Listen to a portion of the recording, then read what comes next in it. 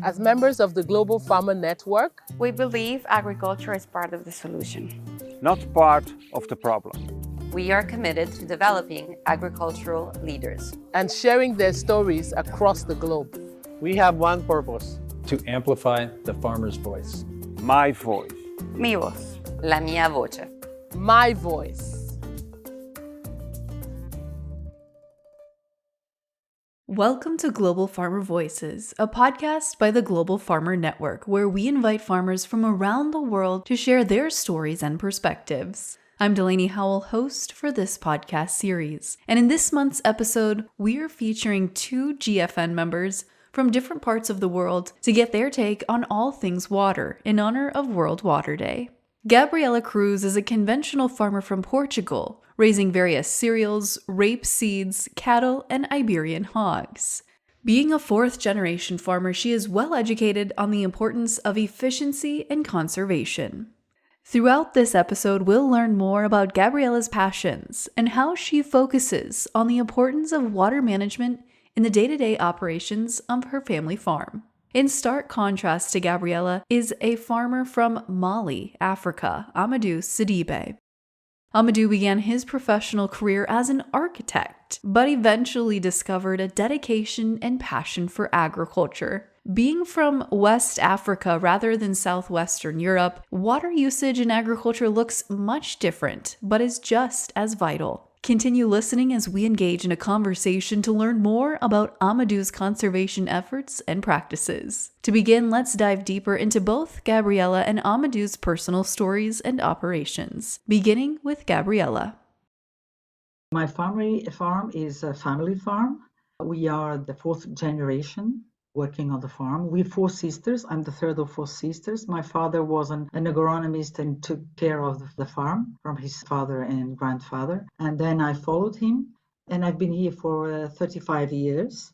And since 2014, I've been working with one of my sisters. She works in the part of the accounting and human resources, and I work more on the technical and agronomic part of the farm. So the farm is 700 hectares big. It is 70% irrigated and 30% not irrigated. We produce mainly cereals for human and animal feed. We produce crops for biodiesel, like rapeseed. We produce seeds for a seed company. And we produce, for example, very specific products like spelt wheat for a bakery in the capital, which buys the spelt wheat from us. We have cattle on biodiverse pastures, non-irrigated area, with oak trees, under oak trees, and we have cattle and Iberian pigs for ham. As Gabriella mentioned, she is one of four sisters, all of whom were raised in a family-centric lifestyle. This played a major role in Gabriella's decision to begin her career post-college graduation by returning to the family farm. I think it was the way I was educated that we have to keep heritage in the family and you have to give it to the next generations.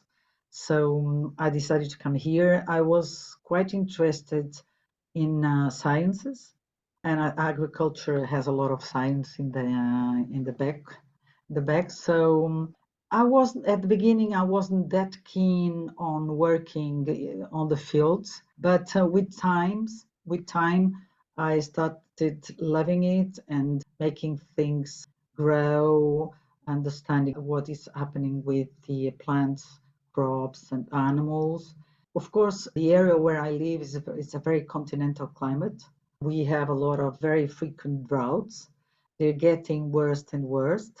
We have many times shortage of water. Fortunately, in the area, we have a public dam, which help us with irrigation. But in the rain-fed area, sometimes it's very hard to produce because temperatures can be very high, lack of water. So it's not probably the best area to be a farmer, but you get used, and I was born with that, and I was used to learn to my father talking about all the pressure and the problems he had, all the things he had to solve in order to produce.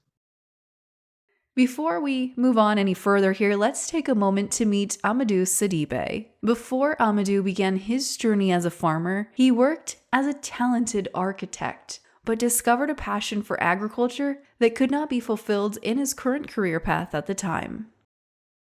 I'm an architect. I finished my training in 1987 in one of the biggest schools of architecture in Europe. That is the Moscow Institute of Architecture. It was a very famous one in USSR by then, Soviet Union, let's say. I came to Mali. Of course, we didn't have much architect, and with my background, I had a chance to do many buildings. The most famous among them is the Monument of Independence, which I will send you a picture today. And today, let me tell you, the Monument of Independence is any event in Mali, political event, it starts by this place. It's very famous. You can talk about Bamako. We were talking about the place of Independence and the Monument of Independence. I'm the author of this project. I had the chance to do it, because by then, the president by then wanted to do a monument, and I was here. We did concourse and competition, let's say, and I won the concourse. And then I had the chance to build it, and we finished building it in 1995. So as an architect, let me tell you that I did a lot of projects. I got a lot of money out of my work, and I've been traveling around the world. I went to Israel, I went to Japan, China, and I discovered in Israel that they were doing agriculture from a greenhouse, and they have somehow a similar climate like Mali. And then in 2012, I decided to purchase a small greenhouse, 320, to see what it can give, because to me, the agriculture of Africa will go through innovation, through technology, And then when I did that, after 1 year, I discovered that the greenhouse is a very good tools for agriculture. So in 2000, let's say 13, I got a loan from bank and from a grant from a program of, let's say, World Bank, who was promoting innovation in agriculture. And with my personal fund, I decided to purchase a bigger greenhouse. That one was 5,000 square meters. So it was a very good experience, a very good change the way one can do agriculture in Mali, in Africa generally. So from there, in 2016, I decided to build the biggest possible greenhouse, 10,000 square meters, which has all available in Israel, the technology available there. That is, let's say, the computerized irrigation, computerized fertigation, the using of artificial intelligence, the soilless, the use of, let's say, recycling water, because water, like you said, is very important. It's very important. And the use of fertilizer through the recycling was something first time in West Africa. And then, I'm very known through what I did by that than being an architect. So to explain you how did I shift from architecture to agriculture, it's not an easy question. It's happened like that. It's happened because in Africa, nothing was done by then. It was done because my job, my traveling around the world made me discover that there is a technology, and I had enough money by then to purchase it. I did it, and it's happened like that.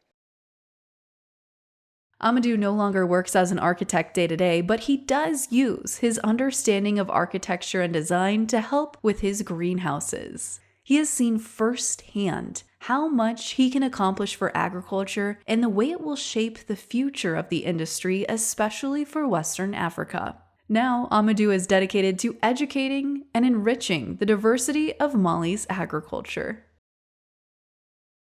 Before, 20 years ago, the agriculture of Mali was mainly on cotton, on rice, on maize, like the one we call in French big cultures, So the veg production was not so well known. But today, with the middle class, who is richer and richer, who is traveling, they need and they want good vegetable, good tomatoes, good sweet melon, good watermelon, with quality sweets, because they can buy it. Because today, Africa people are getting richer. We are more and more. We have good land. If 60% of the world, we call it of the world land that can be used are in Africa, and today only 2% of those 60% are used. So we have a good opportunity to do more and more.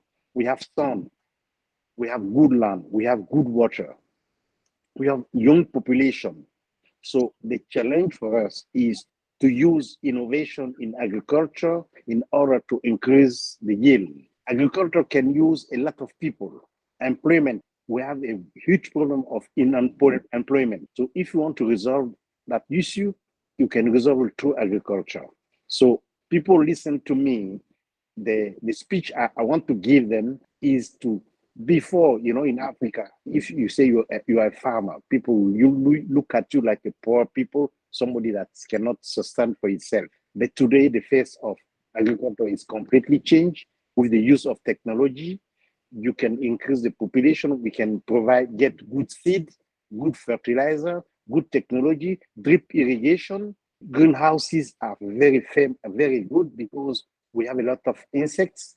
If you're in a greenhouse, not an insect can access to your greenhouse. The use of drip irrigation allow you to economize the water. It allow you to economize fertilizer. If you add all those one together, agriculture to me today is the good opportunity to be richer and richer.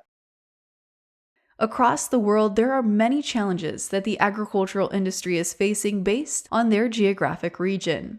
In the European Union, Gabriella mentions that farmers are encountering many challenges surrounding the subjects of subsidies, taxes, policies, and more. With water quality and quantity being an issue all over the world, Gabriella highlights how water is specifically affecting Portugal and the European Union. Europe tended to look at the farmers who irrigate in a bad way, because there's this sort of myth that farmers are those who use the most water in the planet. And it's true, but farmers use water to produce food.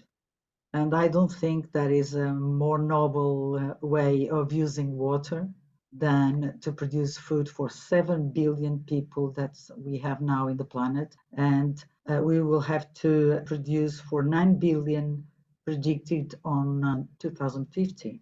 So Europe started to understand that you need water to increase your production, especially if you want to produce more in the same land, because there's not much land available in the world, especially in Europe, that you can expand agriculture production. You have to increase the production in the land you are using. Of course, in a sustainable way, using resources more effectively, but you have to produce in quantity, quality, you have to guarantee food security in the same land.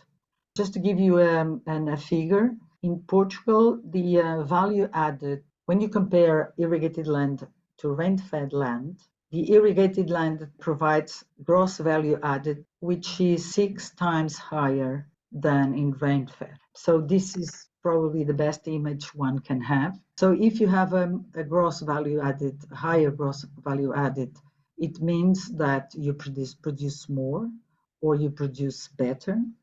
And irrigation does not mean that you spoil water or you don't use it correct. Portugal was probably one of the pioneer countries in Portugal, motivating farmers to use water efficiently. So there has been for the last 6 years an agro-environmental measure, which farmers are asked to use water the most efficiently they can use it. And how do they do it?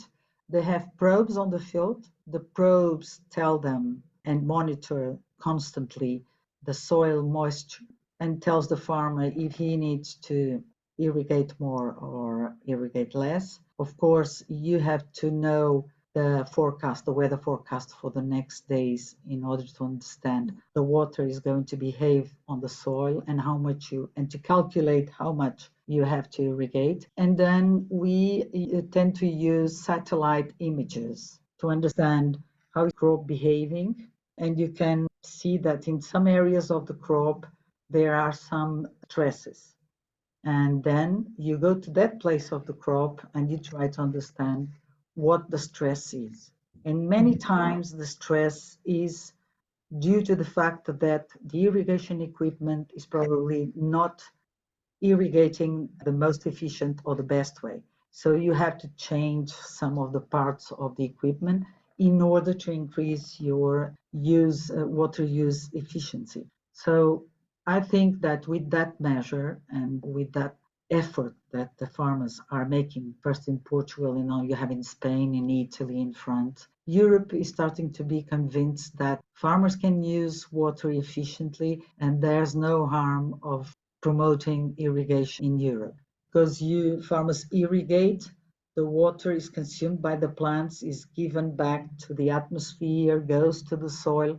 There's a cycle. You don't lose the water. And sometimes if you store the water in public dams and you provide the water to the farmers and the crops, it's a way of using the water of the rain more efficiently and having not many loss of water that sometimes go to the rivers, they make the floods, or they go to the sea and they're not needed in that amount in the rivers and in the sea, And it can provide a higher value added to farmers, regions, rural areas.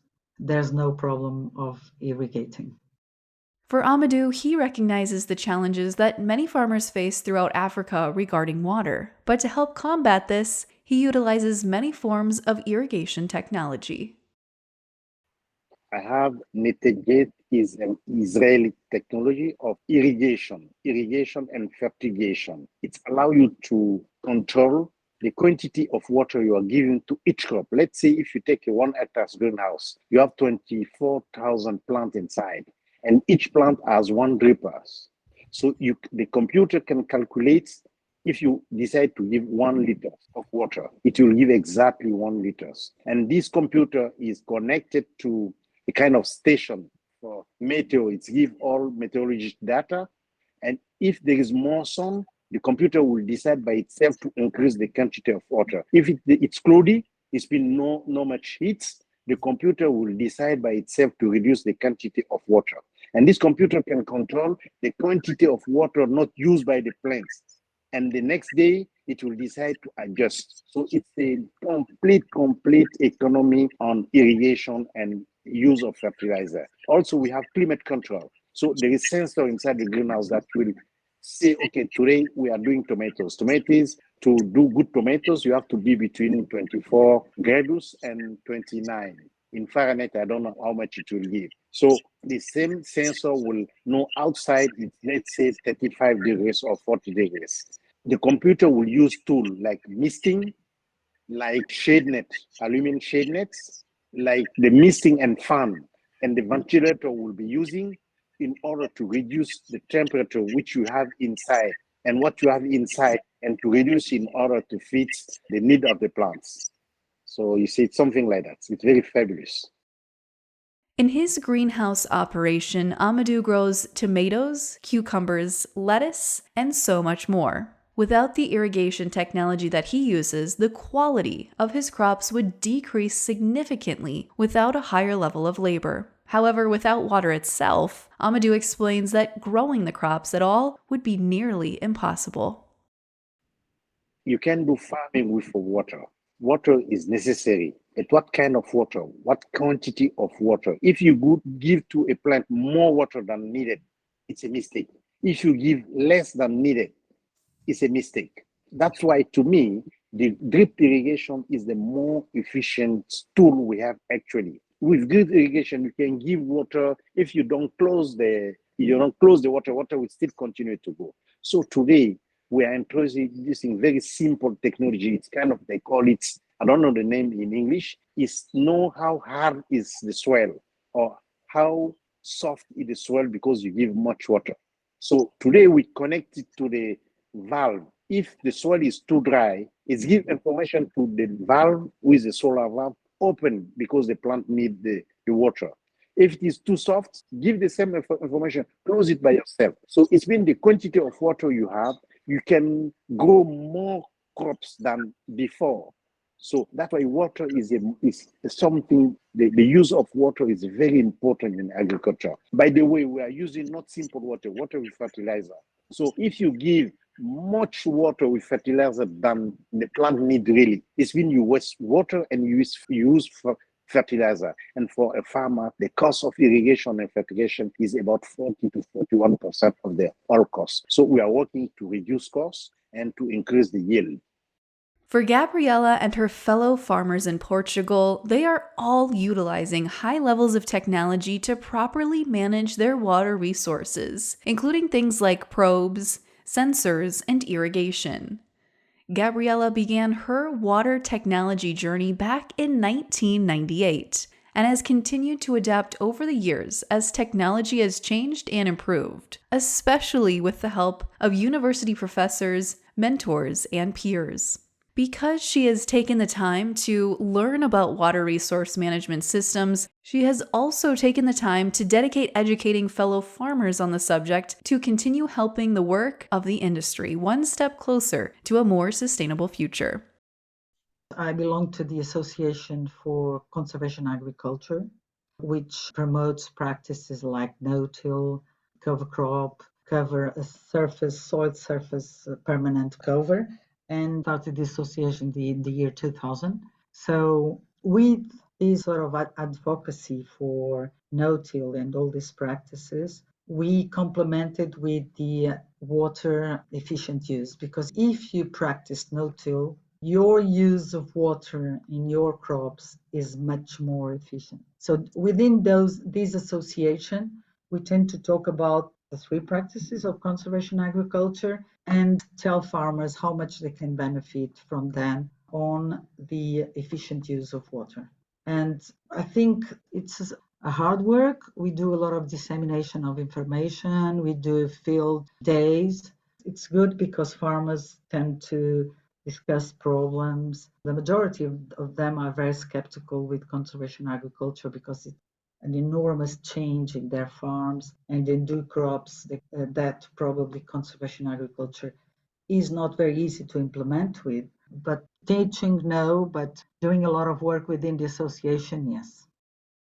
Both Gabriella and Amadou are working diligently to educate more people within their respective industries about the importance of water conservation and the best practices to do so. In fact, both Gabriella and Amadou have been part of the Global Farmer Network's webinar series. Their two webinars featured specifically on water. Water has never been a more important resource than it is today, hence the focus on water and water quality, as the history of our planet could depend on the future of water. To me, today, if there is war in the world, it's around oil, gas, gold, diamonds.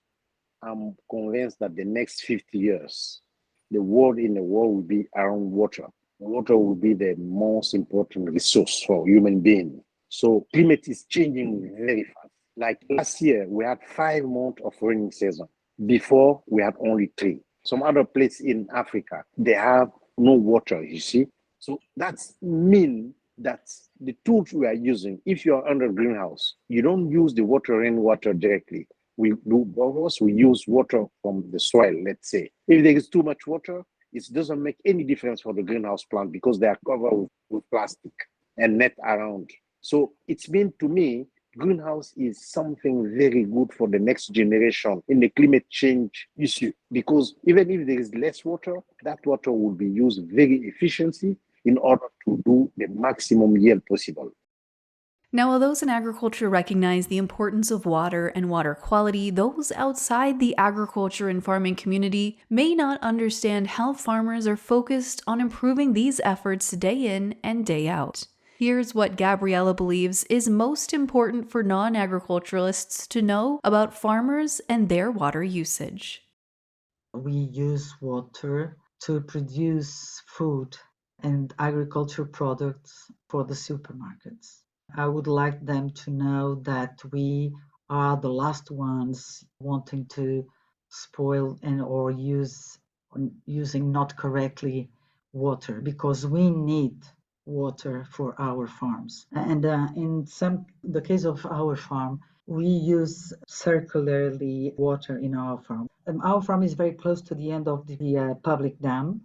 So the water that is not used by the dam, because it arrives at the end, it has to provide the last farmer of water, and there's also some water that goes to the river. We use it in our farm, so we sort of use the leftovers of the public dam of the water, which means that if we use the leftovers, we ask the dam for less water, and there's more water available for other farmers. So this is a way of stopping wastage, water wastage, and using water more efficiently. The majority of the civil society does not know that we farmers can do this sort of utilizing leftovers, and then the water that is drained from your soils goes to a reservoir, and then you reuse it to irrigation. And I would like to tell the civil society that they can trust farmers, because technology is giving us more and more tools to use more efficiently water. And we are those who are the most interested in protecting water in quantity and in quality. Gabriella and Amadou are extremely knowledgeable farmers and take the subject of water resource management very seriously. They continue to educate so many people globally on the importance of water in order to help the world work towards a more efficient and sustainable future. We want to take the time and thank them both for coming onto the podcast to share their stories and knowledge with the listeners of the Global Farmer Voices podcast. If you're interested in learning more about the Global Farmer Network's mission and its members, seeing some of the things the organization is up to, and finding out how you can get involved, please visit globalfarmernetwork.org. And if you'd like to support the Global Farmer Network through a donation, you can do so at globalfarmernetwork.org/donate. If you enjoyed the podcast today, please be sure to subscribe and follow Global Farmer Network on social media: Facebook, Twitter, LinkedIn, Instagram, TikTok, and YouTube. Until next time, I'm Delaney Howell, and this has been the Global Farmer Voices podcast.